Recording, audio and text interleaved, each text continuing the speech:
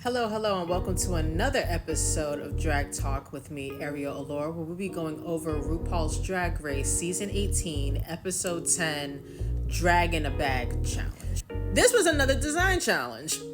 And pretty much the point was, it kind of takes a little bit of inspiration from RuPaul's Drag Race, the international season, World All-Stars, I forgot what it was called, where they packed up materials and then they would switch off with their other competitor and make something out of it. This time they got the eliminated queens and what they packed up, and they decided and then made a garment. So shall we get into the looks? In no particular order. Starting off with Discord Adams. So Discord Adams actually got Mandy Mango's suitcase of materials, and clearly none of it shows here. Absolutely not one single piece of it. So there's one side of it where it's like, okay, she kind of did hit the brief, because the whole point was she would take the materials and then make it something in your style. And this is very much her style. However, using 800 safety pins, yeah, I would have called you out on it too. If her Mona Lisa got called out for rhinestones last year, what makes you think you wasn't going to get called out for these safety pins? Like, let's be serious. Now, if it wasn't that, this is actually a really cool look. She recycled the glove piece from her, that capitalism outfit that she was doing. So she recycled that piece. She looks great. However, it didn't fit the brief. Next up is Nene Coco. Nene Coco gets Didi Fuego. And I thought this was fly as hell. I like the pattern print. Sometimes with print fabrics, it could, if you don't know how to style it, it could go a little wonky. But I really like this outfit. I guess one of her favorite colors is orange, because she got that orange underneath.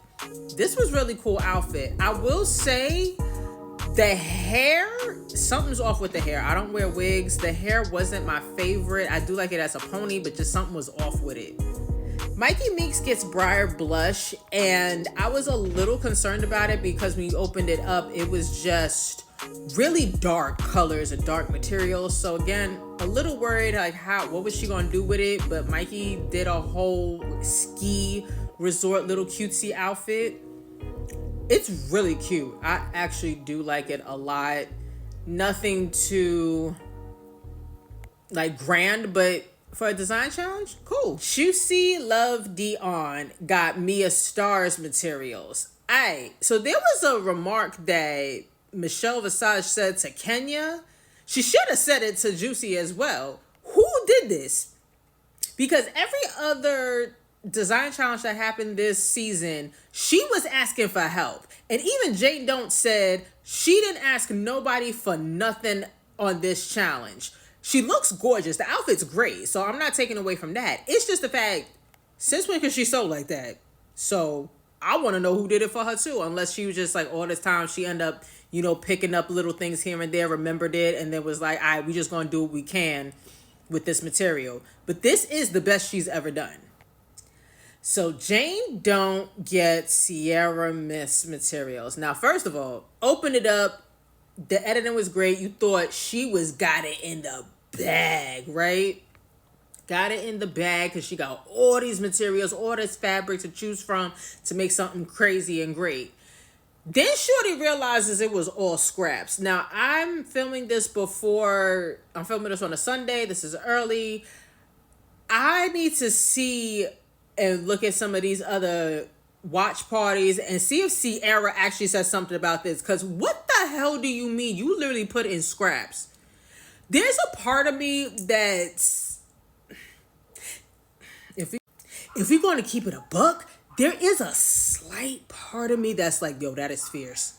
That is fierce to kind of screw somebody else over and just give them complete scraps, because that kind of does mean that you have to, whoever gets it, such as Jane Don't, they have to do what she did and kind of think on their feet, right?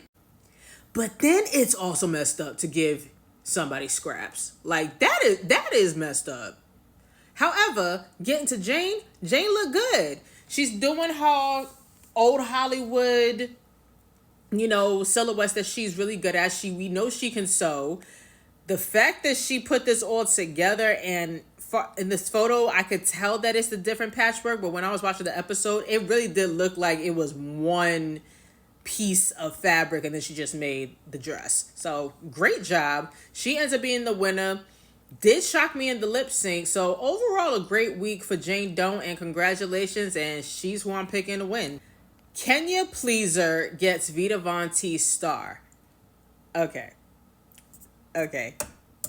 One, also with the critique that Michelle said, who did this? Because this is another one. This is the best that she has ever looked. This is the best, construction wise. Maybe it's because when I think of Vita Von Tee's star, I'm thinking the designer. And I know that I'm wrong for this take, but for some reason I wanted more. I feel like what was you in that box? There could have, it's a little plain to me. Even though it is beautifully constructed, again, I'm thinking something with Vita Von Tee's. There's going to be something a little bit extra for her. And I just wish that little bit of extraness was here. I know I'm saying this about an all red glitter jumpsuit. I know I'm psycho for saying this. It just looks a little plain to me. However, still glad she ends up being in the top. Congrats. Kenya definitely, I did not think she would be this far in the competition, but I'm proud of her. Last but not least, we have Darlene Mitchell, who gets Athena Dion's box. Did excellent with this because, again, the way the editing goes, they showed it was a lot more zebra. We thought it might be overpowering. They were like, what the hell is she going to do with this? Very chic. Then on top of it, they had that whole little bit where she has her whole bag of wigs. So then, of course, she got to throw in the mullet, because if she didn't come in with a mullet on this runway, I would have been so disappointed because they had a whole bit. She looked really good. I thought, personally for me, Jane Don't and her would have been the top two. But she ends up being safe.